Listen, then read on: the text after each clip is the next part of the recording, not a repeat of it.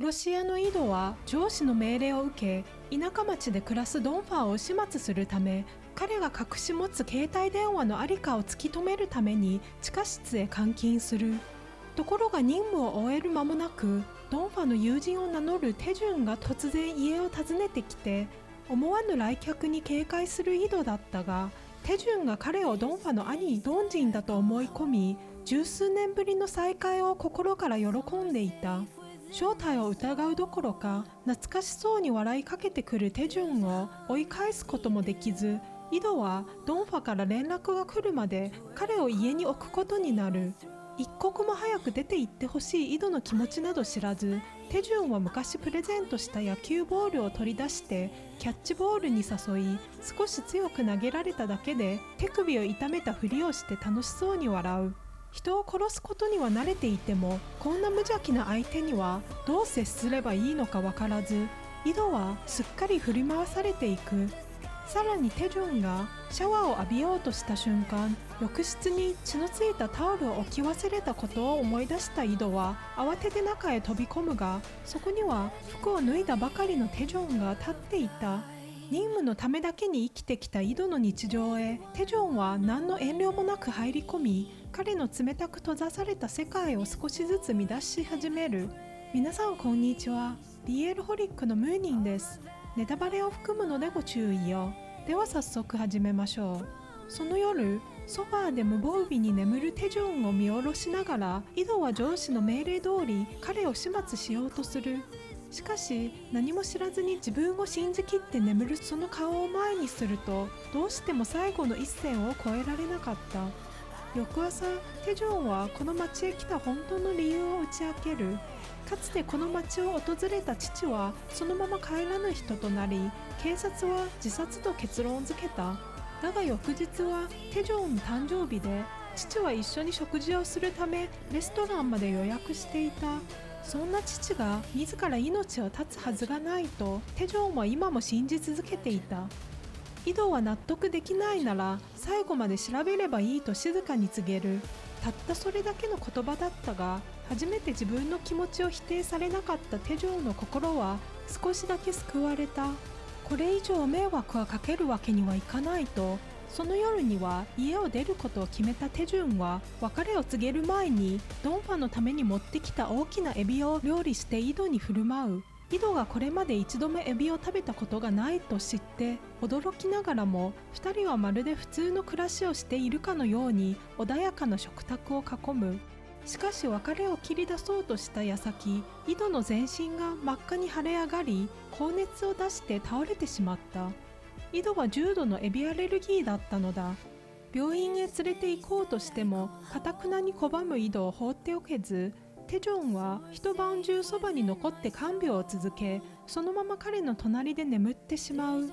夜中に目を覚ました井戸はすぐ目の前で眠るテジョンの顔をじっと見つめ、抑えきれない何かに惹かれるように指先でそっとその唇に触れた。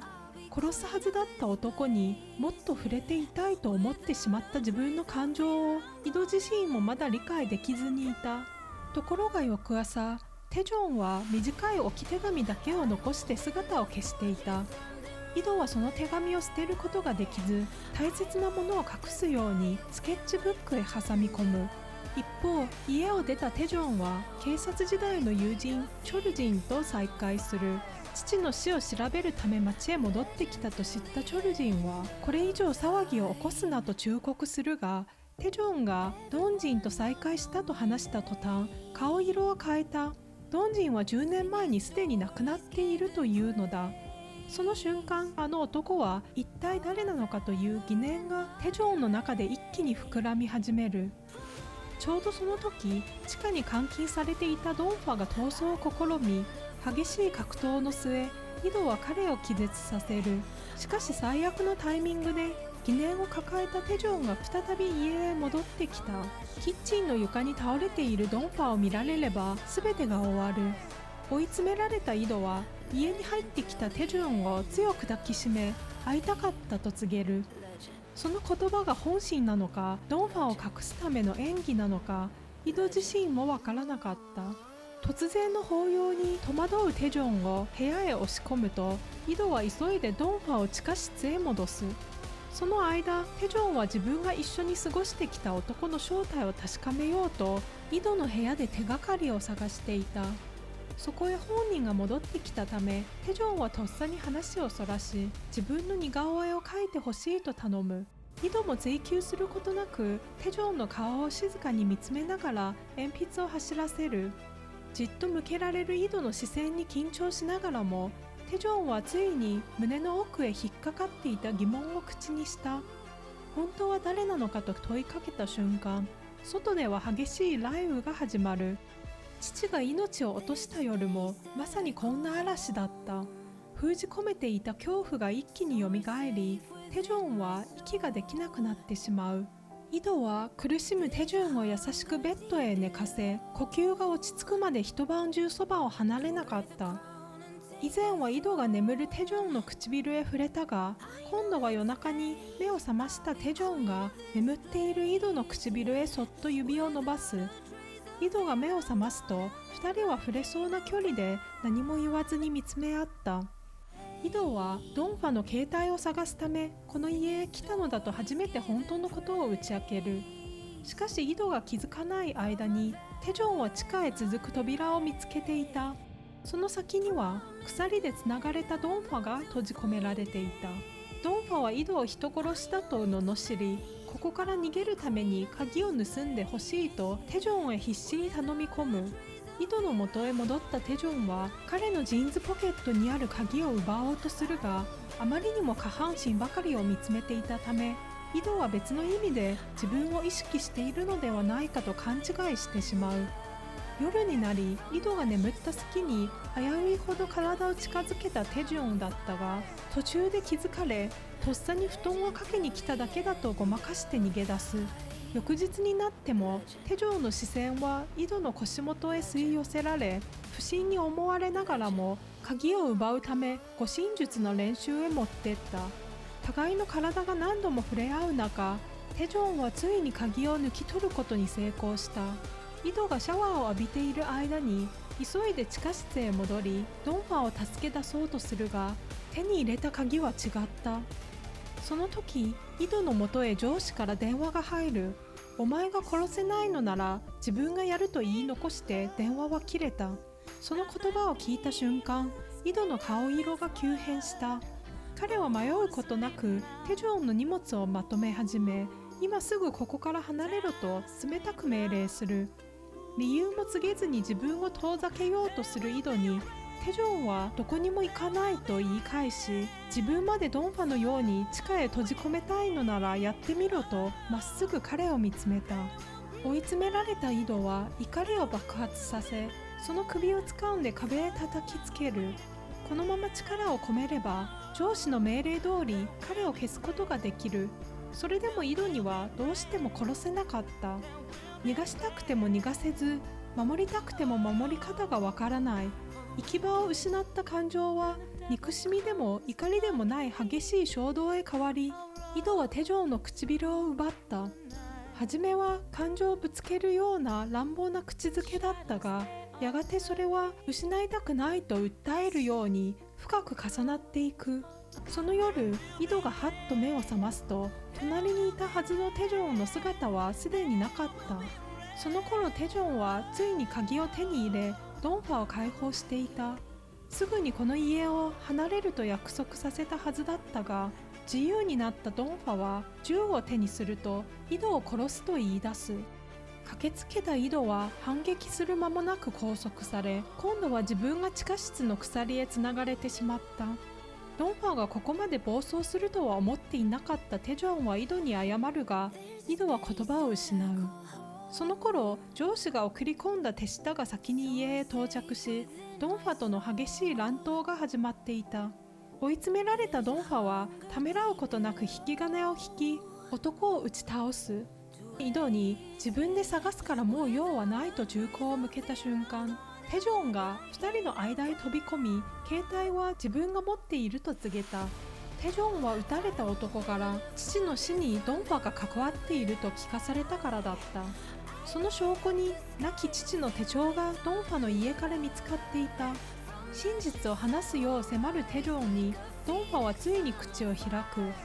父親はこの家で死んだのだと。その言葉に凍りつくテジョンをドンファは殴って気絶させ、目を覚ました時には彼もまた井戸の隣で鎖につながれていた。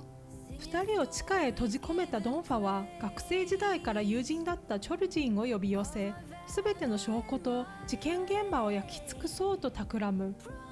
しかしすでに誰も信じられなくなっていたドンファは用済みになったチョルジンまで容赦なく撃ち抜いた。銃声を聞いて駆けつけたテジョンは目の前で崩れ落ちた友人へ駆け寄り、必死にその名を呼ぶ。だがドンファは父の死も自分の罪も知ってしまったテジョンを生かしておくつもりはなかった。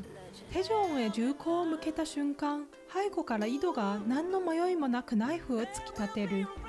そしてゆっくりテジョンの前へ歩み寄り、好きだと告げた。井戸はここで起きたことは全て自分が処理すると言い、テジョンには父親が自殺したのではないと証明し、その名誉を取り戻すことだけを考えてほしいと告げる。そんな彼に井戸は必ず自分から会いに行くと約束する。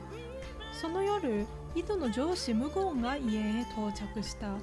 殺せと命じたテジョンを生かし、任務まで放棄した井戸の姿にムゴンは怒りを隠せなかった。15年間自分の命令だけに従う殺し屋として育ててきた井戸が初めて一人の男を守るために歯向かったのだ。ムゴンが自分でテジョンを引きずり出して殺すと言い放つと、井戸はその前へ立ちはだかり、育ての親であり絶対に逆らえなかった相手へ牙を向けた。ムゴンは井戸の顔を切り裂くように刀を振るう。そこへ銃を手にしたテジョンが現れ、ムゴンへ銃口を向けた。しかしムゴンは怯えるどころか、引き金を引けばテジョンも人を殺す側へ落ちると分かっているように笑い、なおも井戸を攻撃し続ける。刀が井戸の体へ突き刺さろうとした瞬間、テジョンはついに引き金を引き、全てを終わらせた。テジョンは井戸の手を取り、2人でここを離れて新しい人生を始めようと訴える。しかし井戸は自分と逃げればテジョンまで父親の名誉を取り戻せなくなると分かっていた。だからテジョンは自分に捕らえられていただけで、ここで起きた殺人も全て自分一人でやったことにすると決める。彼を愛する人へ別れを告げる代わりに優しく唇を重ね、そして気絶させた。テジョンが目を覚ました時、そばに井戸の姿はなく、交わした約束だけが残されていた。その後、テジョンは父親が自ら命を絶ったのではないことを証明し、全てを終えて彼は警察を辞め、姿を消した井戸を探す旅へ出た。どれほど月日が過ぎても必ず会いに行くという言葉を信じ続けて、そしてある日、たどり着いた美しい砂浜で海を見つめながら静かに絵を描く男の姿を見つける。ずっと探し続けていた井戸だった。テジョンはこみ上げた感情を抑え、彼のそばへ歩み寄ると、その絵を描いたいと声をかける。井戸と視線が重なった瞬間、2人の間に流れた長い時間は消え去っていた。殺すはずだった男と殺されるはずだった男は、ようやく誰にも命令されない場所で2人だけの新しい人生を始めることができた。また次回お会いしましょう。ではでは。